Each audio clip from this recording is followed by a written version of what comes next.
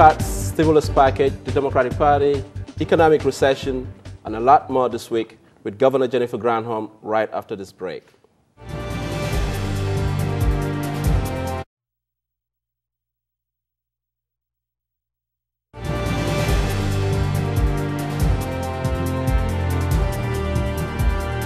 Welcome to Center Stage. This week, our guest, Michigan's own Chief Executive Officer, Governor Jennifer Granholm. Thank you very much for coming in. You bet, Bancolay. Glad to be here. Well, thank you. Let's begin the budget cuts. Where are we? I know there's been a lot of tug of war between you and Senate Majority Leader Mike Bishop, and it's a war that's all too familiar most of the time when it comes to the budget crisis. But where are we right now? Actually, this is a bit different than what has happened before, Bancolay, and the reason why is because the budget, the depths of the deficit are very, very serious.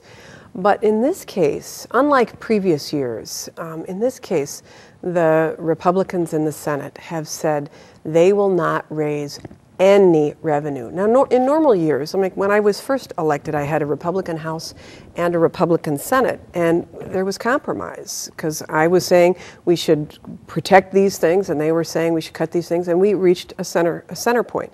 But in this budget, they said that we will not raise one dime, even if it means, and in this case it's very serious, draconian cuts for public education. I mean, the cuts that some of these school districts are seeing are between $300 and $600 per pupil, millions of dollars. I mean, the Detroit public school system, millions of dollars of cuts. And you know, if we're going through this historic change in our economy, as you know, and if every expert has said the thing you must do above all else is to make sure you have a skilled workforce and you invest in education. That's the way out.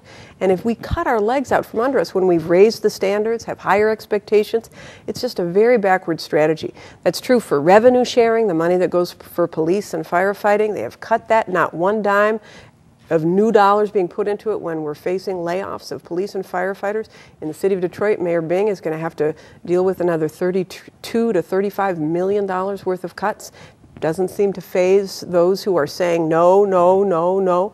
The Medicaid cuts, Bancolay, are huge. I mean, the amount of money that would have to be cut out of serving senior citizens and children and people with disabilities and pregnant women, it's unacceptable. Frankly, it's just not who we are. But the governor has the veto power, right? But I can't veto money into the budget, and that's the problem, is I can only veto out spending. I wish I could veto money into the budget, but that is not what the power of any executive officer is. So we're not going to do budget cuts on this program. We're going to talk about it. But so what is your compromise, I guess? What do you think ought to be done? Yeah, I hear them, and I understand that people don't want to see their taxes increased in a very tough economy.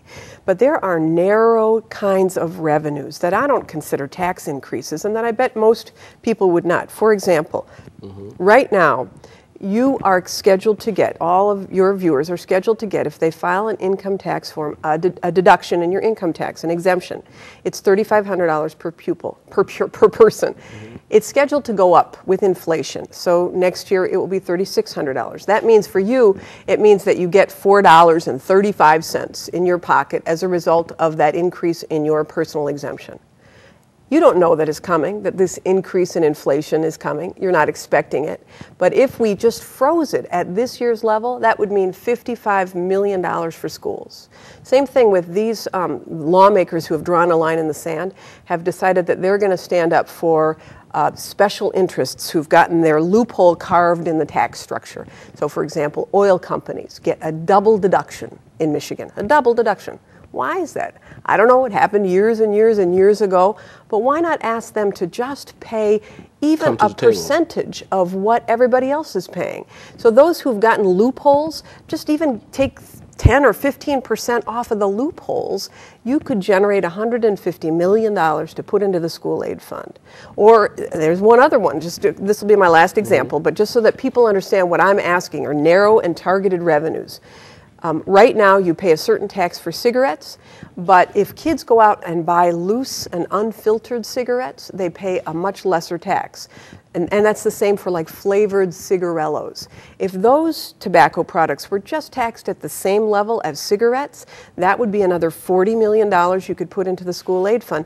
And by the way, that loose tobacco is much less healthy, it's unfiltered, and kids are buying it. So those are 3 examples that would completely fix the school aid fund.